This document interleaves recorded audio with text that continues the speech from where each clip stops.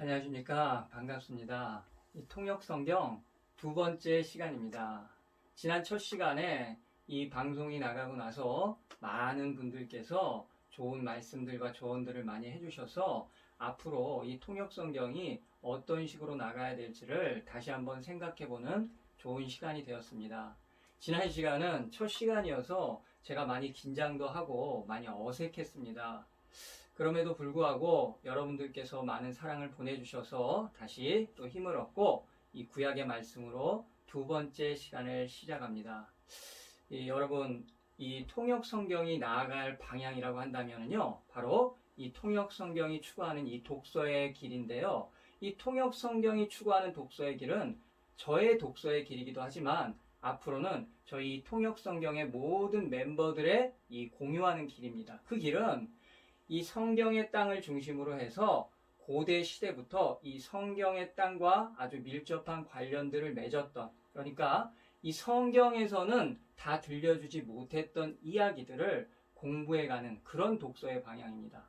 그러니까 중요하다면 로마사라든지 그리스사라든지 이집트사, 아수르, 바벨론 이런 고대의 이 제국들, 성경과 밀접한 관련이 있는 이 고대 제국들의 역사와 문화와 전통을 공부함으로 해서 이 성경을 저희가 조금 더 잘 이해할 수 있는 바로 그 길이 저희 이 통역 성경 멤버들의 독서의 길이 될 것입니다. 그리고 여러분, 제가 굉장히 좋아하는 한 문구가 있습니다. 그 문구는 성서는 보는 사람의 수준만큼만 보인다. 이 문구를 제가 굉장히 좋아하기도 하지만 또 한편으로는 굉장히 두려워하는 말입니다. 그래서 이번 구약 시간도 저희의 성서를 보는 눈의 수준이 조금 더 격상되는 그런 시간이 될 수 있기를 소망하면서 말씀을 나누도록 하겠습니다. 오늘 본문은 열왕기상 13장 33절 34절 말씀이고, 선지자가 속이고 하나님께서 죽이셨다라는 제목으로 말씀을 나누도록 하겠습니다. 조금 길 수 있지만 저희가 이 한 시간의 시간 동안에 이 열왕기서의 이 왕조들의 역사의 큰 줄기와 그 사상을 알아보는 아주 귀한 시간이 될 것입니다. 자, 오늘 본문은 13장 33절, 34절 2절입니다. 하지만 설교의 범위는 열왕기상 11장부터 시작을 해서 이 13장까지의 내용을 아우릅니다. 그러니 설교를 들으시고 한 가지 숙제가 있다면 이 열왕기상 11장부터 13장까지를 3번 정도는 꼭 정독하시기를 부탁드립니다. 자, 그럼 이제 성경을 펼치시고요. 제가 오늘 본문을 읽어드리도록 하겠습니다. 이런 일이 생긴 뒤에도 여로보암은 여전히 그 악한 길에서 돌아서지 아니하고 오히려 일반 백성 가운데서 원하는 사람은 누구든지 산당의 제사장으로 임명하였다. 그런 일 때문에 여로보암 가문은 죄를 얻었으며 마침내 땅에서 흔적도 없이 사라졌다. 아멘. 오늘 본문은 아주 심각하면서도 재미있는 내용입니다. 그리고 아주 미스테리한 이 역사 속의 사건입니다. 그런데요, 본문을 이해하기 위해서 여러 번 읽어보아도 이 이야기 속에 나오는 등장인물들의 행동이나 그 사건의 전개가 여러분의 이해를 쉽게 돕지는 못할 것 같습니다.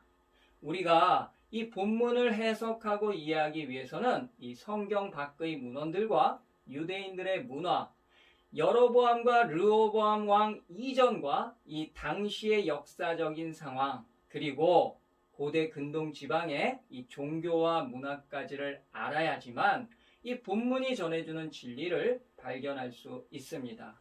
먼저 이 열왕기상 13장에는 무슨 사건이 있었던 것인지 들어보겠습니다. 다윗의 아들 솔로몬이 이스라엘의 왕위를 물려받았습니다. 그리고 솔로몬은 엄청난 죄악 속에서 살다가 그의 아들 르호보암에게 왕위를 물려줍니다. 이 열왕기상 12장과 13장의 내용만 봐도 솔로몬이 어떤 왕이었는지, 그가 이 이스라엘 백성들에게 어떤 평가를 받았었는지는 금방 알 수 있습니다. 어떤 평가였습니까? 이 대부분의 성경의 독자들은 저를 포함해서 저희가 이 교회 학교에서 들었던 것, 이 솔로몬을 하면 굉장한 지혜의 왕, 지혜 만점의 그런 선왕으로 기억하고 있습니다. 하지만 이 이스라엘의 역사 속에서 레알 솔로몬은 선왕도 아니었고 그다지 이 지혜로운 사람도 아니었습니다. 이스라엘 백성들은 솔로몬 사후에 그의 아들 르호보암에 찾아가서 당신의 아버님은 백성들에게 너무 많은 것을 요구하고 착취했지만 당신께서는 백성들을 위해서 그동안 백성들이 당했던 무거운 짐들을 가볍게 해주십시오. 그렇게 해주시면 저희가 왕을 섬기겠습니다. 이런 요구와 조건을 내놓았습니다. 그런데 르호보암은 이 백성들의 요구 조건을 거절하고 나의 정치적 노선은 철권 정치다. 너희들은 내 아버지 솔로몬 때보다 몇 배는 더 힘들 것이다. 이런 공약을 내걸었습니다. 그 결과가 무엇이었습니까? 이 남과 북의 분단입니다. 예전에 솔로몬 시절에 아이야 선지자가 이미 예언을 했던 대로 통일왕국 이스라엘은 이제 이 남과 북으로 나뉘어서 르호보암이 2지파를 거느리고 이 혁명을 일으켰던 여호보암이 10지파를 다스리게 되었습니다. 성경은 이 결과를 여호와 하나님께서 계획하시고 때가 되어서 이루신 것이라고 분명히 말씀합니다. 이 여로보암은 북쪽으로 가서 세겜을 수도로 삼고 북이스라엘의 가장 북단에 위치한 단과 이 남쪽 유다와 경계를 이루는 베델, 이 두 지역에 산당을 짓고 그곳을 이 북왕국의 제사 드리는 장소, 즉 성소로 삼았습니다. 그리고 오늘 여로보암이 베델의 제단에서 제사를 드리고 있는 도중에 이 남유다에서 올라온 하나님의 선지자가 이렇게 하나님의 메시지를 전달합니다. 제단아 제단아 나 여호와가 말한다. 다윗의 집안에 한 아들이 태어날 것인데 그 이름은 요시아이다. 그가 내 위에서 분향하는 산당의 제사장들을 내 위에서 죽여 제물로 바칠 것이며 또 그가 그 제사장들의 뼈를 내 위에서 불태울 것이다. 이것은 여호와께서 말씀하신 징표입니다. 이 제단이 갈라지고 그 위에 있는 재가 쏟아질 것입니다. 여로보암이 이 예언을 듣더니 아니 지금이 어떤 순간인데 자신이 이 북왕국의 초대 왕이 되어서 새롭게 종교 정책을 개편하고 이 국가적인 예배를 드리고 있는 순간인데 갑자기 누군가가 나타나더니 저주를 퍼부으니까 아주 놀라고 흥분을 해서 자신의 손을 쫙 펴서 저놈 잡아라 이렇게 외쳤던 것입니다. 그런데 그 순간에 이 여로보암의 손이 이 히브리어로 야베시, 이 풀이나 꽃 같은 것들이 시들거나 이 말라 비틀어진 모습에 사용되었던 단어입니다. 그러니까 이 선지자를 잡으라고 흥분해서 내밀었던 손에 아주 심각한 문제가 발생했던 것입니다. 그리고 선지자가 예언했던 대로 제단이 갈라지면서 그 위에 있던 재가 쏟아졌습니다. 이 당시 그곳에 있던 이 여로보암과 이 북왕국의 관료들 또 이 많은 백성들이 이 광경을 보면서 얼마나 놀라고 두려웠겠습니까? 여로보암은 제정신이 아니었을 것입니다. 그가 선지자에게 간곡히 부탁을 합니다. 그러자 여로보암의 손이 다시 원상태로 돌아왔습니다. 왕은 이 선지자에게 자기와 함께 왕궁으로 가서 포상을 받으라는 권유를 합니다. 그러나 이 선지자는 하나님의 명령대로 이 베델 땅에서는 절대 먹지도 않고 올 때와는 다른 경로로 돌아가겠다는 말을 남기고 그대로 떠났습니다. 이 본문 13장을 영국 무대에 재현한다면 여기까지가 1막이 됩니다. 그리고 2막이 올라가면서 드디어 사건이 시작됩니다. 이 베델에 이 여로보암 왕실과 관련이 있는 늙은 선지자가 한 명 있었습니다. 그 선지자의 아들들이 그날 산당에서 있었던 국가적인 행사에 참석을 했습니다. 그래서 그날의 사건을 모두 보았던 것입니다. 그리고 그 본 것을 이 아버지 선지자에게 자세하게 설명해 주었습니다. 그 이야기를 전해 들었던 선지자는 이 유다에서 왔던 선지자를 급하게 쫓아갑니다. 그래서 이 상수리 나무 아래에서 쉬고 있는 선지자와 만남을 갖습니다. 이 늙은 선지자는 베델에 있는 자신의 집으로 돌아가서 먹고 쉬자고 권유했습니다. 하지만 이 유다의 선지자는 여로보암 왕에게 말했을 때처럼 자신은 베델로 돌아가지도 베델에서는 먹지도 쉬지도 않겠다고 말합니다. 그러자 이 늙은 선지자는 그럴듯한 거짓말을 합니다. 자신도 당신과 같은 예언자이고 하나님의 천사가 계시를 주어서 당신을 데리고 베델 땅으로 돌아가서 빵과 물을 주라고 했다는 것입니다. 이 늙은 선지자는 아주 심각한 거짓말을 했습니다. 하나님의 이름으로 거짓말을 하는 것은 죽어도 할 말이 없는 무서운 죄악입니다. 성경은 이 베델에 늙은 이 사람을 히브리어로 나비, 즉 선지자라고 밝히고 있습니다. 하지만 이 지금까지의 그의 행동을 봐서는 가짜가 분명합니다. 이 여기서 문제는 늙은 선지자의 속임수에 이 유다의 선지자가 넘어갔다는 것입니다. 가서는 안 될 베델 땅으로 돌아가서 빵도 먹고 물도 마셨다는 것입니다. 이렇게 두 사람이 식탁의 교제를 나누고 있을 때 이번에는 진짜로 이 여호와의 말씀이 늙은 선지자에게 임했습니다. 내가 하나님의 명령을 거역하고 내 마음대로 베델 땅에 들어와서 빵도 먹고 물도 마셨으니 넌 조상들의 묘지에 묻히지 못할 것이다. 결국 선지자는 이 유다로 돌아가는 길에 사자를 만나게 됩니다. 사자가 선지자를 물어 죽인 후에 그 주검 옆에서 선지자가 타고 왔던 이 나귀와 함께 다정하게 서 있는 것입니다. 이 베델의 늙은 선지자는 이 소식을 듣고 이 죽은 유다의 선지자를 자신의 묘실에 장사를 지내주었습니다. 그리고 그의 아들들에게 이런 유언을 남깁니다.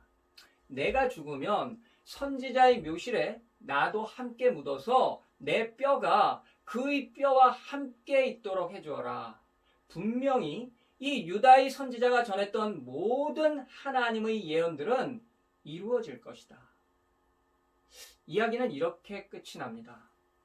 이 스토리 속에는 우리에게 이 난제처럼 다가오는 질문들이 있습니다. 그 질문은 잠시 후에 공개를 하겠습니다.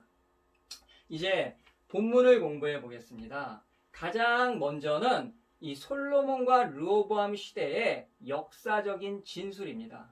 이 열왕기서를 기록했던 저자가 누구인지는 알 수 없습니다. 다만 한 가지 확실한 것은 저자는 하나님께서 주셨던 이 구약의 율법, 즉 이 신명기적인 관점에서 다윗 왕국의 정통성을 강조해 주고 있습니다. 그러므로 이 열왕기서를 해석할 때 가장 주의해야 할 점은 저자가 이 여로보암 왕을 표현했던 그가 여호와의 눈에 악을 행하여 이스라엘을 죄짓게 한 느밧의 아들 여로보암의 길로 갔다. 이 문장입니다. 물론 여로보암은 죄인이 맞습니다.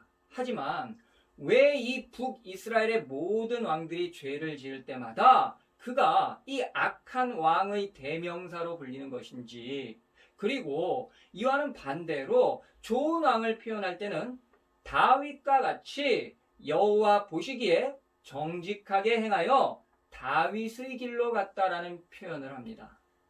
결론적으로 열왕기서 기자는 딱 두 가지의 관점으로 이스라엘과 이 유다의 왕들을 평가할 수 있는 기준을 만들어 놓았습니다. 나쁜 왕은 여로보암, 좋은 왕은 다윗입니다. 그렇지만 이 이스라엘 왕국의 역사 속에서 당시의 이 정치적, 종교적, 문화적인 배경을 통해서 좀 더 객관적인 이 여로보암을 만나보겠습니다. 이 여로보암은 성경에서 이 솔로몬 왕국의 고위직 관료로 등장을 합니다. 열왕기상 11장 28절에는 짧은 한 절이지만 히브리어로 깃보르 하일, 즉 용감하고 능력 있는 용사, 이 젊은 여로보암을 신분이 높고 이 에브라임 지파의 유력한 지도자라고 소개해 줍니다. 그는 솔로몬의 정권에서 요셉 족속, 이 북쪽 지파들 중에서 가장 힘이 있는 이 에브라임과 므낫세 지파의 총책임자였습니다. 지금으로 말하면 한 도시의 이 시장과도 같은 높은 지위의 관료였습니다. 그런데 당시 솔로몬은 하나님이 세우신 이 대리자로서의 왕의 모습이 아니라 하나님의 명령을 어기고 수많은 우상을 섬기며 음란한 밤을 즐겼습니다. 이 자신의 정치적인 야망과 욕심만을 위해서 백성들을 착취하고 억압하는 완전히 타락하고 썩어버린 모습이었습니다. 그 결과 하나님께서는 아이야라는 선지자를 여로보암에게 보내십니다. 이 선지자가 자신의 겉옷을 12조각으로 찢어서 10조각을 이 여로보암에게 주는 상징적인 행위를 통해서 계시의 말씀을 주셨습니다. 그 계시는 하나님을 배반한 솔로몬에게서 나라를 빼앗아 10지파를 여로보암에게 주시고 여로보암을 북이스라엘의 이 왕으로 세우시겠다는 그런 예언이었습니다. 이렇게 여로보암은 사울을 대신해서 사무엘 선지자가 다윗에게 왕으로 기름을 부었던 것처럼 아이야 선지자를 통해서 이미 이 북왕국의 초대왕으로 임명을 받은 것입니다. 결국 여로보암은 이 솔로몬 정권을 상대로 혁명을 일으켰습니다. 그러나 이 성경은 여로보암의 혁명의 내용을 조금도 이야기해 주지 않습니다. 이 여로보암은 첫 번째 혁명을 일으킨 후에 이 솔로몬을 피해서 애굽으로 망명을 했습니다. 여기까지가 이 여로보암이 북이스라엘의 왕으로서 이 실질적인 통치를 시작하기 전까지의 혁명과 망명의 역사입니다. 여기까지 해서 열왕기서의 단골 문장의 원조가 여로보암이 아니라 이 다윗의 아들인 솔로몬이었다는 사실을 조금이나마 확인할 수 있습니다. 이 이스라엘과 유다 왕조를 평가하는 기준이 되었던 그 문장, 열왕들이 심판을 받는 악의 패러다임, 그가 여호와 보시기에 악을 행하여 느밧의 아들 여로보암의 길로 행하였더라. 이 여로보암의 길, 이 여로보암의 죄. 그런데 이 악한 기준의 주인공은 여로보암이 원조가 아니라 솔로몬이라는 것입니다. 그럼에도 불구하고 열왕기서의 기자는 이 신명기적인 관점으로 여호와 하나님께서 다윗에게 약속하셨던 그 언약을 기억하면서 다윗 왕조의 정통성을 부각시키기 위한 이 선왕으로의 기준으로는 다윗을, 악한 왕의 기준으로는 다윗의 아들 솔로몬 대신에 여로보암을 선택했던 것입니다. 좀 더 정확하게 설명드리면 저자는 철저하게 이 신명기적인 사관을 가지고 여로보암의 행적을 다윗 왕과 비교하면서 이 북이스라엘이 패망할 수밖에 없었던 이유가 이 여로보암의 죄악 때문이었다는 것을 비판하고 고발하기 위해서 더욱 주관적으로 역사를 기록했다는 것입니다. 왜? 이 여로보암이 아니라 솔로몬이 악의 패러다임의 원조가 되겠습니까? 물론 솔로몬이 원조라고 해서 여로보암의 죄가 감면을 받는 것은 아닙니다. 다만 저자가 이 여로보암이 새롭게 시작했던 이 여호와 하나님을 향한 열심을 당시에 이 배경들을 삭제해버린 채 무조건 이 악한 왕으로만 몰아갔다는 것이 문제인 것입니다. 이 여로보암을 바로 알기 위해서 먼저 왜 솔로몬이 악의 패러다임의 원조인지를 짧게나마 들어보겠습니다.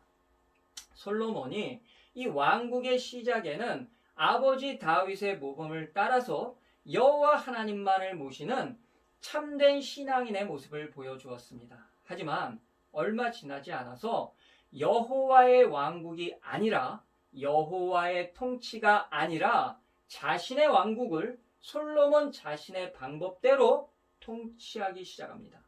물론 솔로몬의 이러한 방법은 이 당시 주변 국가들과의 이 정치적, 군사적, 외교적 상황에서 놓고 본다면 매우 현명하고 뛰어난 이 지략가로서의 모습이었습니다. 솔로몬은 아버지 다윗이 수많은 전쟁을 치러서 차지한 그 영토와 식민지들을 효율적으로 지키고 다스리기 위해서 이 경쟁력이 있는 주변 국가들과 국혼을 맺습니다. 이렇게 정치적이며 이 경제적인 이득을 위한 파트너십을 맺은 것입니다. 그런데 그 파트너십이 이스라엘 왕국의 정체성을 흔들어 놓습니다. 오직 여호와 하나님만을 신으로 섬기는 신정국가 이스라엘의 신앙과 종교를 병들게 했다는 것입니다. 나라가 병들면 국민이 병이 듭니다. 솔로몬이 여러 민족의 공주들을 아내로 맞이해서 이 순수한 혈통이 깨져버린 것처럼 이스라엘의 여호와 신앙도 우상 종교와 혼합되어 버린 것입니다. 이 고대의 국가와 국민의 삶은 언제나 신과 함께였습니다. 어떠한 민족이나 어떠한 도시도 하나 이상의 수호신을 가지고 있었습니다. 특별히 이 가나안 땅과 이 메소포타미아 지역의 신들은 그 제사의 형태가 대부분 이 성적으로 음란했던 의식들을 포함하고 있습니다. 그렇기 때문에 솔로몬의 다국적 부인들이 가지고 들어온 그 수많은 종교들은 이스라엘 나라를 온갖 음란과 더러운 우상들로 편만하게 만들었습니다. 이제 이 이스라엘 땅에서는 국가의 왕이 장려하는 각종 이방의 신전들이 이 공식적으로 여호와 하나님의 성전과 함께 문을 열고 있었습니다. 이 개화기를 맞이한 것입니다. 이스라엘 백성들은 좋아도 싫어도 이 자신들의 삶의 영역에서 이방의 우상 종교들과 접촉할 수밖에 없게 된 것입니다. 물론 이 가나안 땅에는 풍요와 다산을 상징하는 이 농경의 신 바알을 섬기는 신앙이 꾸준히 있어 왔습니다. 하지만 솔로몬으로 인해서 이제부터는 이 비공식적으로 조용하게가 아니라 자유롭게 아주 대놓고 우상행위를 할 수 있게 된 것입니다. 솔로몬은 하나님께서 가장 싫어하시고 분노하시는 율법을 어긴 것입니다. 하나님께서는 그분 외에는 그 어떠한 신도 섬기지 못하게 하셨습니다. 하나님을 그 어떤 형상으로도 만들지 말라고 하셨습니다. 그 법이 하나님이 통치하시는 이스라엘 나라의 율법이었습니다. 전쟁은 하나님이 하시는 것이기 때문에 무기나 다른 나라에 의존하지 말라고 하셨는데 솔로몬의 국방정책은 군사력을 위해서 말과 병거를 많이 사들였고 이 부인을 많이 두지 말라고 하셨는데 엄청난 숫자의 부인과 첩을 두었습니다. 그리고 은금을 많이 가지지 말라고 하셨지만 자신의 욕심을 위해서 온갖 보물을 모아들였습니다. 솔로몬은 정확히 말해서 하나님께서 주셨던 왕의 수칙을 모두 어기고 율법과는 정반대로 행했습니다. 마찬가지로 백성들에게도 살기 좋은 나라를 만들어주는 게 아니라 각종 건축공사들의 이 백성들을 일꾼으로 동원시키고 세금을 아주 무겁게 징수해서 자신의 이 호화스러운 왕궁 생활을 유지시키는 수단으로 사용했다는 것입니다. 그러므로 이런 솔로몬에 비한다면 여로보암은 좀 더 나은 왕이라고 또 말씀드릴 수 있겠습니다. 솔로몬이 이렇게 살았기 때문에 하나님께서는 이스라엘 통일왕국을 반으로 뚝 잘라서 여로보암에게 주실 수밖에 없었던 것입니다. 그나마 솔로몬의 아들 르호보암이 두 지파라도 다스릴 수 있었던 이유는 그도 이 부왕인 솔로몬의 길로 따라갔지만 하나님께서는 다윗과 맺은 언약을 끝까지 이 신실하게 지켜주셨기 때문에 남왕국 유다가 존재할 수 있었던 것입니다. 절대 이 솔로몬이나 르호보암이 여로보암보다 더 나아서 남유다를 주셨던 것이 아니었습니다. 다시 이 여로보암의 이야기로 돌아가서 솔로몬 왕이 죽고 이 북쪽의 10지파의 우두머리들과 그들의 대표격이었던 여로보암이 이 르호보암과의 정치적인 협상을 위해서 총회가 열렸습니다. 아마 이때 이 르호보암이 북쪽 지파들의 요구대로 솔로몬 왕과는 다르게 이 백성들에게 이 무거웠던 세금과 부역의 의무를 덜어주고 그들의 복지와 권리를 보장해 주었다면 르호보암을 통일왕국의 왕으로 따랐을 것입니다. 하지만 르호보암은 선지자 아이야를 통해서 계시해 주셨던 대로 북쪽 지파의 요구를 거절하고 철권 정치를 공포했습니다. 자기 아버지 솔로몬보다 더욱 심하게 강압적으로 다루겠다는 것입니다. 르호보암의 이 선포가 하나님께서 이 아이야 선지자에게 주셨던 예언이 성취되는 순간이었습니다. 이런 역사적인 사건 이후에 북쪽의 10지파는 여로보암을 그들의 왕으로 추대합니다. 이 일은 하나님의 완전하신 계획의 완성을 보여주는 것입니다. 이렇게 왕이 된 여로보암이 이 북왕국의 정치적인 질서와 이 종교적인 안정을 위해서 새로운 법안과 규칙을 만들었습니다. 여러분, 지금부터가 굉장히 중요합니다. 이 여로보암의 종교적인 개혁운동의 진실은 무엇인지, 단과 베델에 세운 제단과 금황소상의 의미는 무엇이며, 레위 자손 제사장들 대신에 일반 백성들 중에서 제사장을 임명했던 것은 무슨 까닭이었는지, 그리고 절기의 날짜를 변경한 이유는 무엇인지 자세히 살펴보겠습니다. 이 처음부터 계획적으로 범죄를 한 것과 처음에는 좋은 의도에서 시작을 했지만 그 본질이 지켜지지 않아서 죄인이 된 것과는 좀 다른 경우입니다. 여로보암은 성경의 기록대로 이 여로보암의 길이라는 악한 왕의 패러다임의 주인공이 되어버렸습니다. 하지만 그의 처음 의도는 악한 길과는 전혀 상관이 없었습니다. 이 여로보암은 새롭게 출범한 왕국의 이 체제를 완비하기 위해서 서둘러야만 했습니다. 그에게 가장 중요한 과제는 이 예루살렘에 견줄 수 있는 이 정치적인 중심 도시를 건설하는 일이었습니다. 이것이 독립된 북왕국이 되기 위한 첫 번째 과제였습니다. 여로보암은 옛 지파 동맹의 중심지이며 이 에브라임 산지에 위치한 세겜을 이 왕국의 수도로 삼았습니다. 그리고 얼마 후에 이 요단강 동편 이 약복강의 깊은 계곡에 위치한 분우엘을 새로운 주거지로 건설합니다. 이 여로보암이 자신의 거주지를 이 세겜에서 요단강 동편으로 옮겼던 이유는 주전 920년에 애굽의 시삭이 이스라엘을 공격했던 사건 때문이었습니다.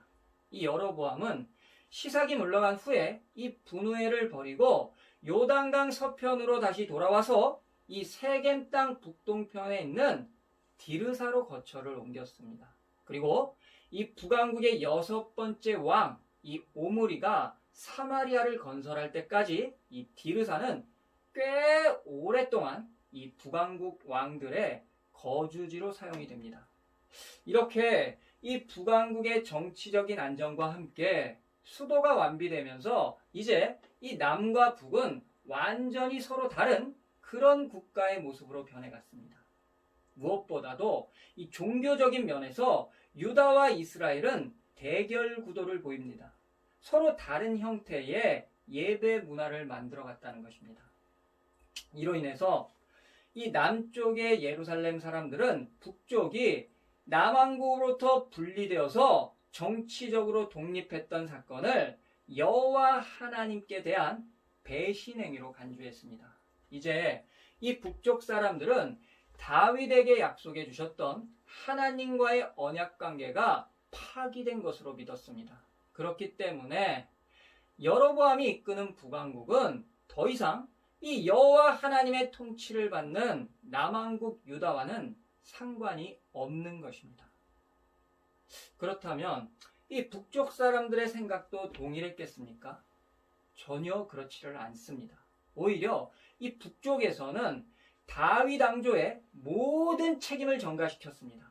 지금처럼 이스라엘 백성들이 남과 북으로 분단된 이유는 악을 행하고 악의 근원을 만든 이 예루살렘의 다윗 왕조가 조상들이 지켜왔던 전통적인 유일신, 이 여호와 신앙을 파괴했기 때문이라고 주장했습니다. 이 왕국이 분열되었을 때 이 북쪽에는 종교적인 중심지가 없었습니다. 남왕국에서 이 예루살렘이 차지하고 있는 것과 같은 동등한 위치에 있는 도시가 아직 없었다는 것입니다.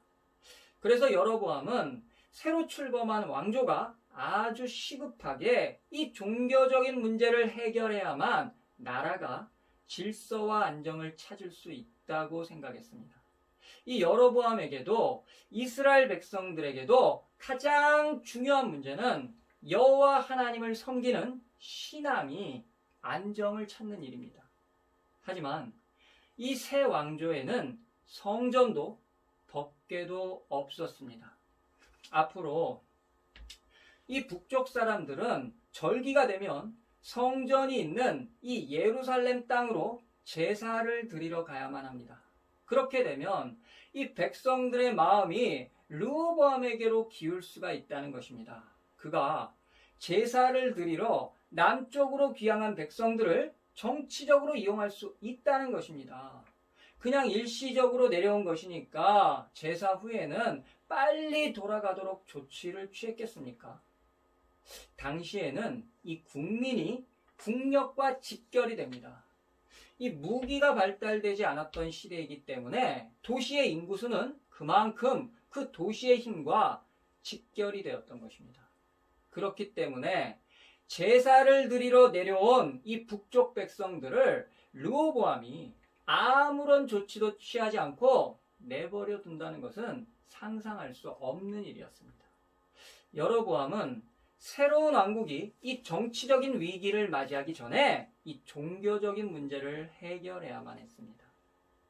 르호보암이 예루살렘만이 이스라엘 전체의 유일하고도 합법적인 성소라고 주장을 하면 이 문제가 더욱 심각해지는 것입니다. 그래서 이 여로보암은 베델과 이 단을 이 예루살렘에 대항하는 종교적인 중심지로 선택했던 것입니다. 남유다와 경계선상에 있는 베델은 이 고대 이스라엘의 성소이며 이 지리적으로도 예루살렘과 근접한 위치에 있습니다. 이런 중요한 곳에 성소를 건립하면 이 유다로 내려가는 순례자들의 발걸음을 이곳 베델 땅에서 멈출 수 있다는 것입니다. 성소와 제단 다음에는 이 예루살렘의 법궤와 경쟁할 수 있는 어떤 제의적인 상징물이 필요했습니다. 그것이 이 베델과 단에 세웠던 금송아지 상입니다. 여로보암은 변화된 종교 정책을 통해서 고대 이스라엘의 전통을 계승하기 위해서 노력을 기울였습니다. 여로보암이 금송아지상을 만들고 이 백성들에게 뭐라고 말했습니까? 이 금송아지는 너희를 애굽 땅에서 인도하여 올린 너희의 신들이라고 말했습니다.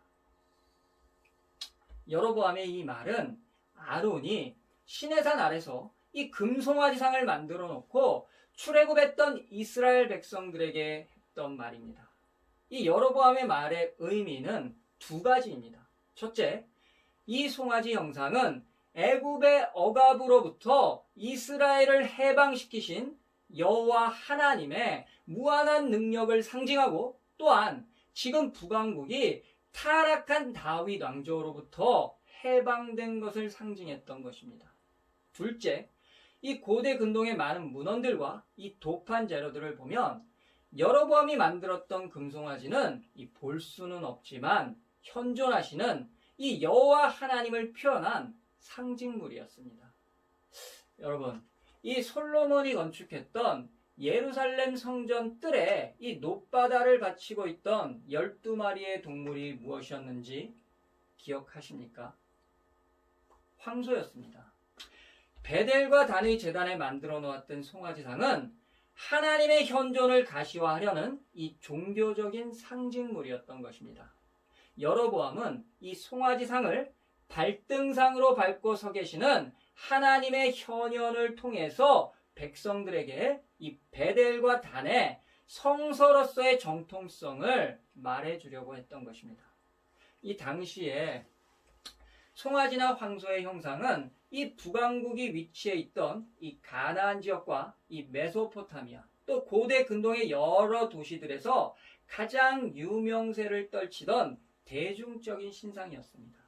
고대는 이 농경이 주가 되던 사회였기 때문에 강수량이 매우 부족했던 이 근동 지방은 이 비를 관장하는 신이며 힘과 풍요와 다산을 상징하는 이 황소의 형상을 매우 선호했습니다. 그래서 이미 오래전부터 자리를 잡아왔던 이 황소 숭배라는 가나안의 제사 전통이 이 여로보암의 종교 정책을 통해서 이 이스라엘 역사에 공식적으로 등장하게 된 것입니다. 즉, 여로보암은 송아지 형상을 통해서 이 예루살렘의 법궤 전통에 상응할 수 있는 여호와 신앙의 또 다른 전통을 만들어낸 것입니다. 송아지는 예루살렘의 법궤를 겨냥한 이 북왕국의 종교적인 대항물이었습니다. 세 번째 개혁은 절기를 변형한 것입니다. 이 유다에서 지켜오는 초막절 기간을 한 달 뒤로 미뤄서 7월이 아니라 8월 15일에 지키게 했습니다. 이렇게 초막절 절기의 날짜를 변형시켰던 이유는 이 남쪽과의 차별을 통해서 예루살렘 성전으로부터 완전한 이 종교적인 독립을 원했기 때문입니다. 마지막으로, 원래는 율법에 의해서 이 제사를 주관하는 지파는 레위인들이었습니다. 그런데 이 레위인 제사장들이 모든 제사를 책임졌습니다. 하지만 여로보암은 레위인 대신에 일반 백성들 중에서 이 숫소와 수량을 제물로 바치는 자원자들에게는 제단에서 이 제사장직을 감당할 수 있는 자격을 주었습니다. 그가 이 율법을 어겨가면서까지 이렇게 해야만 했던 이유는 이 레위인들은 모세의 율법을 엄격하게 지키면서 다윗 왕조의 정통성과 이 예루살렘 성전 중심의 종교 정책들을 강력히 지지했습니다. 당시 제사장들은 높은 신분과 권력을 가지고서 왕실과 밀접하게 관련되어 있었습니다. 이 이스라엘이 신정국가였기 때문에 정치와 종교는 하나였습니다. 이 레위인들과 레위인 출신의 제사장들이 이 여로보암의 정권과 개혁을 지지해주지 않는다면 이 새롭게 출범한 왕국의 질서는 계속해서 혼란스럽고 안정될 수 없습니다. 그렇기 때문에 여로보암은 이 다윗 왕조의 지지자들이었던 레위인들을 제거시킬 수밖에 없었던 것입니다. 이것은 아주 불가피한 이 정치적 결단이었습니다. 더욱이 지금껏 이 레위인이라는 특권층에 의해서만 독점되었던 이 제사장 제도를 이제는 이 억압받았던 일반 백성들에게 돌려주면서 백성들의 민심도 얻고 이 여호와의 종교를 대중화시키려고 했던 것입니다. 이 항상 제사장 제도는 귀족 제도처럼 남아있었기 때문입니다. 성경은 여로보암의 새로운 종교 정책을 심하게 비난하고 있습니다.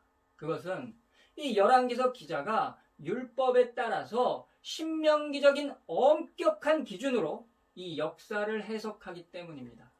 그러니까 열왕기서 기자는 처음부터 마지막까지 이 여로보암의 정치적, 종교적 모든 개혁들을 비판하면서 이 북왕국의 건립을 비난하고 있는 것입니다. 잠깐 여기서 이 신명기적인 사관에 대해서 자주 나오니까 설명을 드리자면 이 열왕기서의 기자를 신명기사가라고도 표현을 합니다.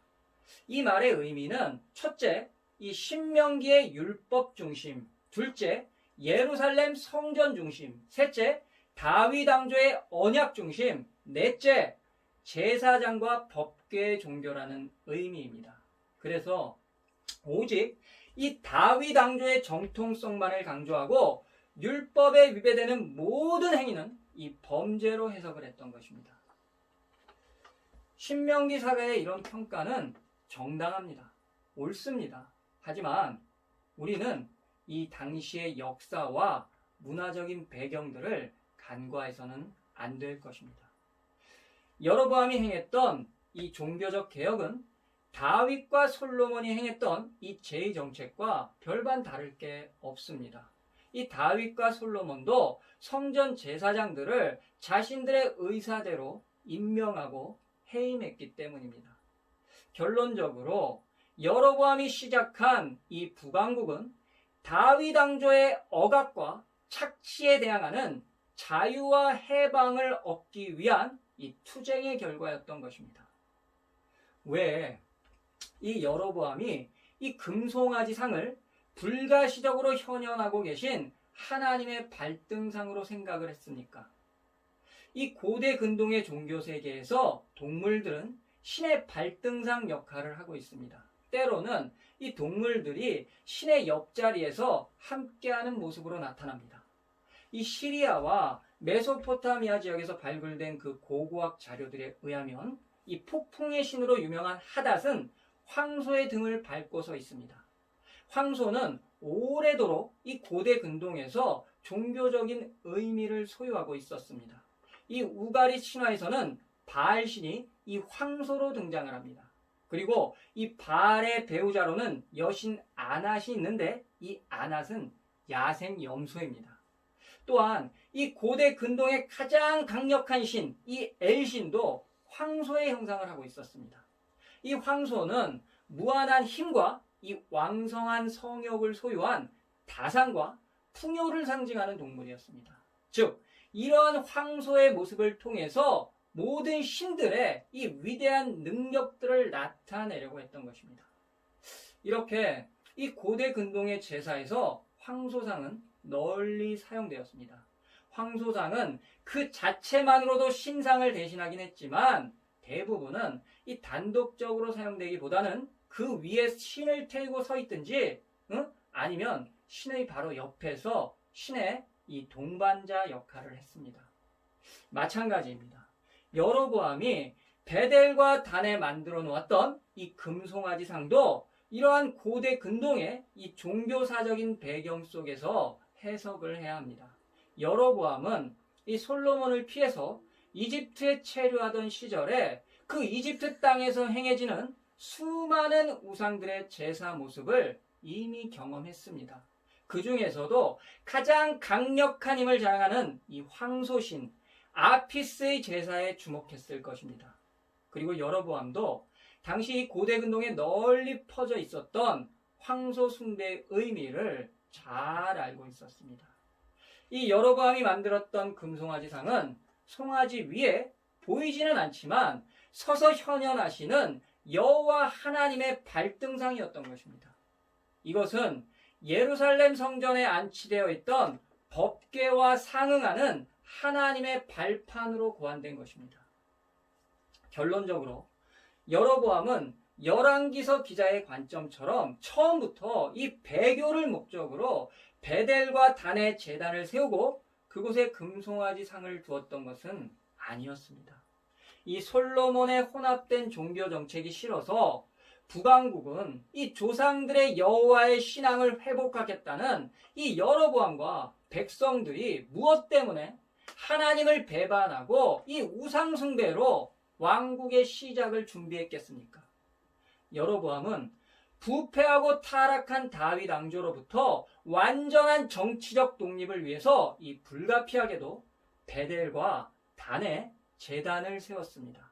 그곳에 이 예루살렘 성전의 법궤에 상응하는 금송아지상을 만들었던 것입니다. 그 금송아지상은 우상이 아니라 하나님의 현현을 나타내주는 상징물이었을 뿐입니다. 그리고 그것이 당시 이 고대 근동의 제사 문화였습니다. 그렇지만 여로보암은 분명히 죄를 지었습니다. 그 과정과 목적은 아니었을지라도 여로보암은 율법에 명시된 하나님의 명령을 어기고 말았습니다. 하나님께서는 그 어떠한 형상으로도 하나님 자신을 만들어내지 못하도록 하셨습니다. 예배와 제사는 하나님께서 지정해 주신 그곳에서만 드리라고 명령하셨습니다.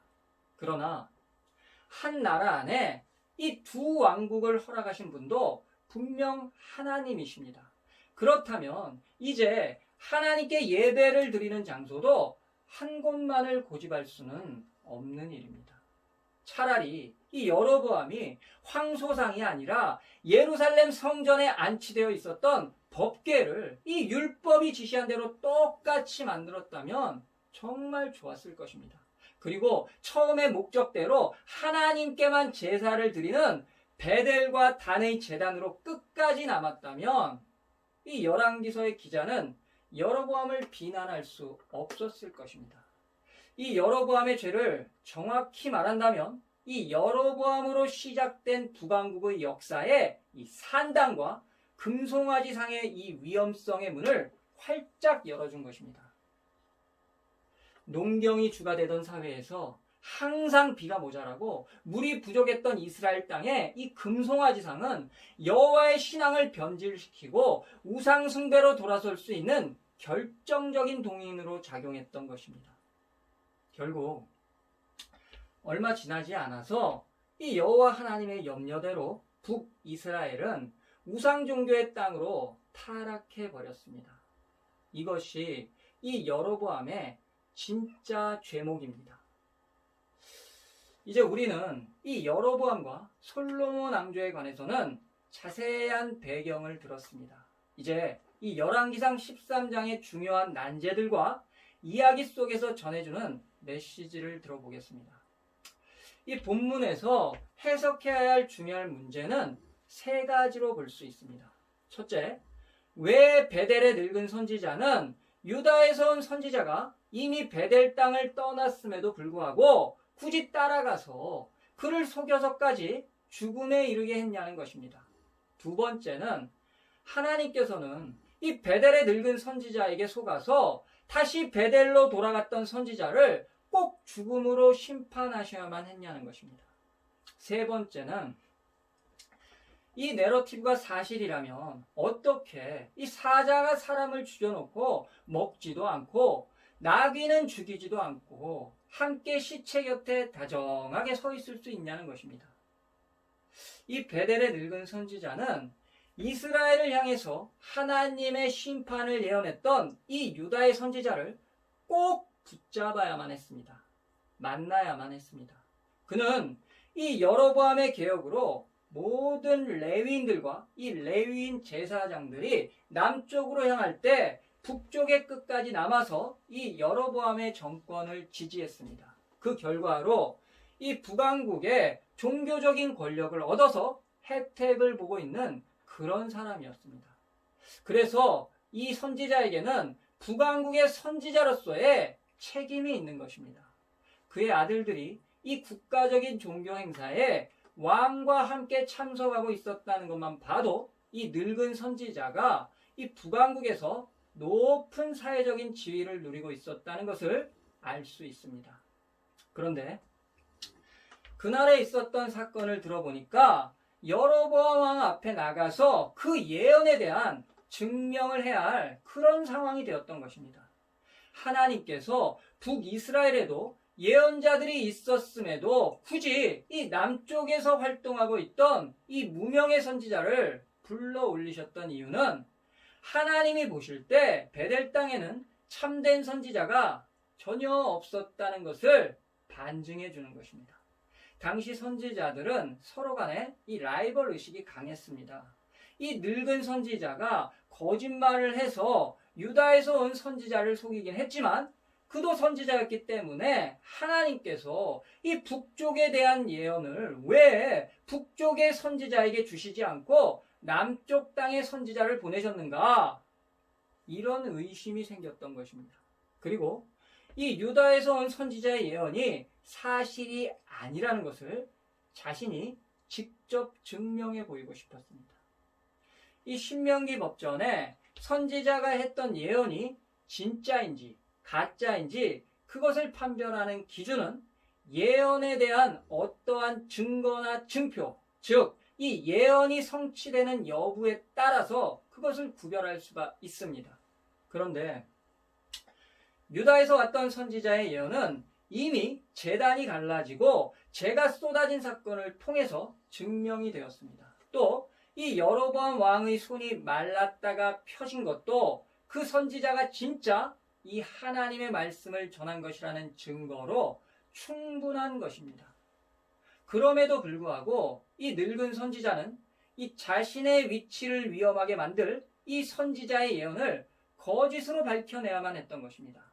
이것이 그가 유다에서 왔던 선지자를 뒤쫓아가서 베델로 다시 데려온 이유였습니다.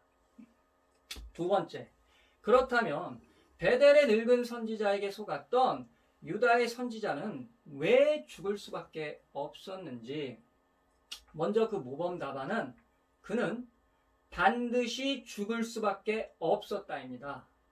이 하나님의 선지자는 하나님께서 그에게 넣어주신 예언과 계시의 말씀 혹은 저주와 축복의 심판을 그대로 이 가감 없이 본인의 자구적인 해석 없이 온전하게 전하는 자입니다. 그래서 그가 전한 말씀은 선지자의 행동까지도 모두 포함이 됩니다. 선지자의 행동들은 하나님께서 주신 메시지들을 더욱 명확하고 알기 쉽도록 상징적으로 행하는 하나님의 말씀에 대한 동적인 표현인 것입니다. 결국 이 선지자의 예언은 말씀과 행동이 함께하는 것입니다. 하나님께서 이 유다에서 보내신 선지자에게 선지자야, 너가 베델 땅에서 수고가 많았으니까 좀 푹 쉬면서 빵도 먹고 물도 마시고 그 땅에 누군가가 선물도 주면 잘 챙겨가지고 왔던 길로 다시 돌아와도 아무 문제 없다. 이렇게 말씀하셨습니까? 아닙니다. 그분께서는 당신의 종에게 분명히 이 왔던 길로 되돌아가지 말고 그 땅에서는 빵도 물도 먹지 말라는 말씀을 넣어주셨습니다. 그리고 그 말씀을 선지자는 완전히 암기하고 숙지한 상태였습니다. 유다의 선지자는 하나님의 말씀이 자신을 통해서 새롭게 전달되는 것이 전혀 없었음에도 불구하고 늙은 선지자의 말만 듣고 따라 나섰다는 것입니다. 이렇게 선지자가 하나님의 말씀을 지키지 않았는데도 만일 하나님께서 그를 그냥 놔둬버리시고 이왕 이렇게 된 거 너 거기 베델 땅에서 아주 푹 쉬고 천천히 올라와라. 그냥 휴가다. 뭐 이런 식이 되어버린다면 세상에 어느 누가 하나님의 말씀의 중대함과 그 엄중함을 믿고 따를 수 있겠습니까? 그분의 말씀은 변개함이 없으시다는 그 말씀의 분명함을 누가 인정하겠습니까? 또 아무리 하나님께서 보내셨던 선지자이고 그를 통해서 그 예언이 하나님께로부터 나왔다는 증거를 확인했다고 하더라도 선지자가 하나님의 명령을 어겼을 때는 절대로 심판을 피할 수가 없다는 그 증거가 보여져야만 하나님의 말씀은 반드시 이루어진다는 믿음과 확신을 가질 수 있게 되는 것입니다. 선지자가 사자에게 물려 죽은 것은 하나님의 말씀의 변함없는 절대적인 성취를 백성들에게 보여주는 아주 엄중한 교훈이 되는 것입니다. 하나님의 사람이 그분의 명령을 어겼을 때 죽는 모습을 백성들이 본다면 그들이 들었던 예언을 어기는 사람들도 역시 이 죽음을 면할 수 없다는 메시지가 강렬하게 전달되는 것입니다. 이처럼 선지자의 행동을 통해서 이 하나님에 대한 인간들의 믿음과 신뢰가 지켜지느냐 깨져버리느냐가 결정이 되는데 어떻게 여기에 하나님의 변개하심이 있을 수 있겠습니까? 사실 이 선지자의 죽음이 백성들에게는 하나님의 용서가 되는 것입니다. 그로 인해서 백성들은 하나님의 말씀에 대한 두려움과 경외심을 가지고 이 범죄에서 벗어나 구원의 길로 가기 때문입니다. 이것이 더 큰 용서와 축복이 아니고 무엇이겠습니까? 하나님께서 베델에서는 먹지도 머물지도 왔던 길로 되돌아가지도 말라고 하셨던 이유는 하나님께서 보실 때 베델은 죄로 물든 땅이었습니다. 만일 이 선지자의 메시지를 듣고 왕과 백성들이 회개하고 돌아선다면 하나님께서는 그 땅을 용서하시고 다시 축복해 주셨을 것입니다. 선지자가 그 땅에 머무르며 빵과 물을 먹을 수 없었던 이유는 하나님의 경고와 메시지를 전해야 했기 때문입니다. 그 땅이 타락하고 병들었으니 너희가 회개하고 돌아와야만 한다. 경고와 심판 중에 있는 땅이었기 때문입니다. 세 번째, 마치 이 동화 속의 이야기와 같은 이 사자의 내러티브는 무엇을 말해주는 것입니까? 이 당시 팔레스타인 지역, 특히 이 에브라임 산지나 요단 협곡은 이 사자들의 집중 서식지였습니다. 또 사자라는 동물은 배가 고파야지만 사냥을 하고 그 외에는 이 불필요한 사육을 전혀 하지 않는 그런 동물입니다. 그런데 이런 사자가 선지자를 물어 죽이고 먹지는 않았다는 것입니다. 더 특이한 점은 그 옆에 나귀가 있었는데도 이 나귀는 건드리지를 않습니다. 더 큰 반전은 두 동물이 사이좋게 아주 나란히 선지자의 주검 옆에서 오랜 시간을 함께 했다는 것입니다. 과연 이 반전과 아이러니가 무엇을 말해주겠습니까? 그곳을 지나가는 모든 사람들은 이 특별하고 이상한 광경을 모두 목격했습니다. 결국 사자가 선지자를 물어 죽이고 나귀와 함께 지키고 있었다는 이 스토리가 그들의 기억 속에 저장되는 것입니다. 그리고 그 사건을 기억하는 사람들은 동시에 이 선지자의 죽음을 통해서 하나님의 말씀을 지키지 않았을 때는 반드시 이 심판을 받는다는 사실도 함께 저장이 되는 것입니다. 이 사자의 이상한 행동은 하나님의 말씀에 변함없는 이 성취와 능력을 보여주는 것입니다. 그분의 말씀 앞에서는 사자나 나귀와 같은 동물들도 복종할 수밖에 없다는 선명한 증거가 되는 것입니다. 자, 이 말씀을 정리하겠습니다. 이 열왕기상 13장을 통해서 우리들에게 들려지는 그 메시지는 오늘 본문으로 정했던 33절과 34절의 기록을 잘 설명해 줍니다. 13장에 소개된 이 여로보암 왕국의 제사 이야기와 유다에서 왔던 선지자의 사건은 하나님의 말씀의 엄중함과 그 말씀은 반드시 성취된다는 절대적인 교훈을 들려줍니다. 이 여로보암의 길이 무엇입니까? 그의 의도와 목적은 하나님을 예배하고 타락한 솔로몬 왕조의 길로 가지 않겠다는 의미심장한 종교개혁이었습니다. 북이스라엘을 다시 이 여호와의 신앙으로 돌려놓겠다는 굳은 의지였습니다. 하지만 문제는 그가 초심을 잃었다는 것입니다. 그의 종교적, 이 정치적 개혁에는 너무나 많은 위험 요소들이 잠재하고 있었습니다. 하나님께서는 그 위험 요소들을 이미 다 알고 계셨습니다. 여로보암으로 인해서 북왕국은 이 우상숭배로 오염되고 결국 타락하고 말 것이라는 결과를 아셨던 것입니다. 하나님을 예배하는 제단에 황소상을 세우고 정치적인 독립과 안정을 위해서 여호와 하나님의 율법을 자기의 마음대로 바꾸어서 사용한다는 것은 절대로 용납될 수 없는 범죄입니다. 그 의도와 목적이 아무리 선하고 하나님을 위한 일이었다고 해도 그 결과는 우상숭배로 오염되고 타락할 수밖에 없었기 때문입니다. 그래서 여로보암의 길은 죄악의 길로 남을 수밖에 없었던 것입니다. 사랑하는 성도 여러분, 우리는 본문을 통해서 꼭 기억해야만 합니다. 하나님의 말씀은 반드시 이루어진다는 사실을. 이것은 변함없는 절대 진리입니다.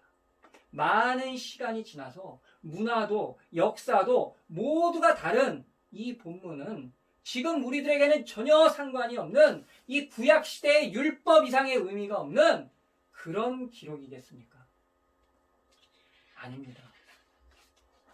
하나님께서는 자신의 형상을 어떤 모습으로도 만들거나 섬기지 말라고 하셨습니다. 또 하나님 외에는 그 어떠한 건도 신이 될 수 없다고 하셨습니다. 그것은 하나님 이외에는 섬길 대상이 전혀 없다는 분명한 메시지입니다.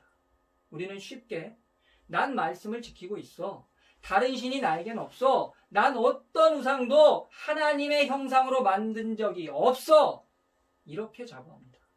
그러나 예수님께서는 너희의 마음이 있는 곳에 너희의 보물도 있다고 말씀하십니다. 이 구약의 율법인 우상숭배의 개념을 더 넓게 확장해 주신 것입니다.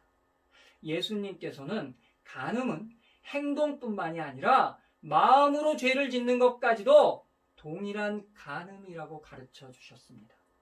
그렇기 때문에 여성을 범하지 않고도 생각하는 것만으로도 범한 것과 똑같은 죄를 지은 것입니다. 마찬가지로 나의 마음에 욕심내고 가장 중요하게 여기는 보물들, 그 가치들이 바로 우리들의 마음의 우상인 것입니다. 나의 보물이 있는 그곳에 나의 마음도 있기 때문입니다. 부디 저와 여러분 모두 우리의 마음과 열심이 옮겨지는 그곳이 예수 그리스도와 여호와 하나님만으로 채워지기를, 그분의 말씀이 나의 마음이 가 있는 보물이 되기를 간절히 소망합니다.